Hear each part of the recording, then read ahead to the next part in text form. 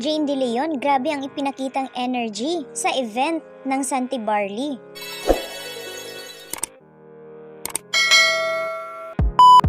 Sobrang tuwa at saya ng mga tao habang pinapanood si Jane De Leon na sumasayaw at kumakanta sa stage sa Santi Salvo 2023. Sobrang taas ng energy ni Jane. Sigaw naman ang sigaw ang mga tao. Hindi na nila napipigilan ang kanilang emosyon. Parang na-starstruck sila sa ganda ni Jane, pati ang MC. Sobrang nagandahan kay Jane, lalong-lalo na sa malapitan.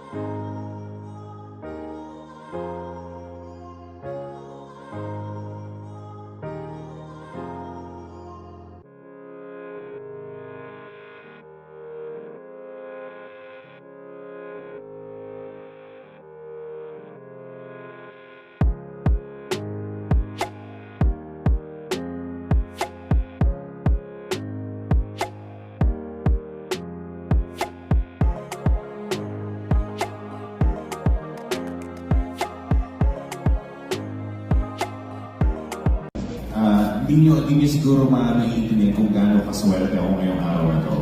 Kasi, kung nagagandahan kayo kay Jane, dyan sa distance nyo, guys, ang ganda-ganda na dito kung saan ako. Diba? You are so beautiful. We are so honored to have you here. Thank you so much. Thank you so much. Pwede bang hawakan na doon? Hoy! Grabe talaga eh. Medyo, I am kind of speechless right now because I can't believe I am beside the Darna. Oo. Diba? This generation's Darna. Iba yun, di ba? And you know, being able to portray that role. Ito, gusto ko na, konting kwentuhan muna tayo, no? Binibigyan ko lang ng oras yung mga friends natin dito na talagang kumuha ng marami picture. Kasi kasama kayo ng kasi ng Jane, di ba? Wala din pa tayo ni Jane. Oo. Buong galing kasi kami nagtatry na picturean kami ng mga tao. Pinipicturean nila yung mga leader nila, di ba? So ngayon, ayan, picture. Saya, good job. Okay, pero ito nga yung tanong ko. What were the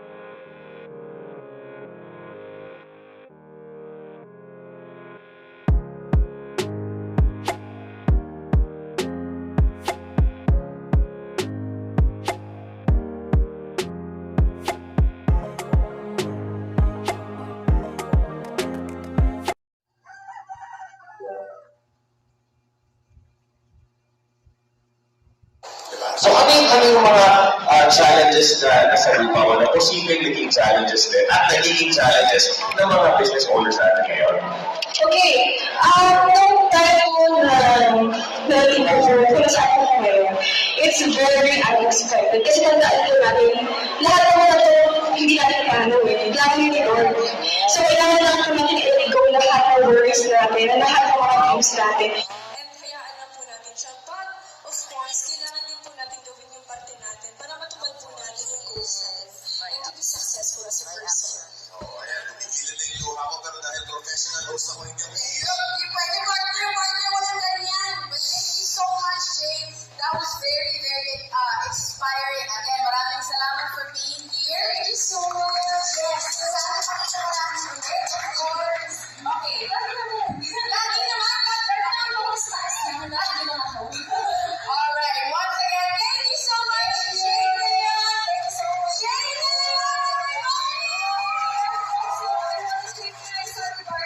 Thank you for trusting me and having me here. And dahil po sa Saturday, of course, lalo ko nakapag-diet. And favorite ko talaga ang barley because it's so authentic and natural. Okay? Thank you so much.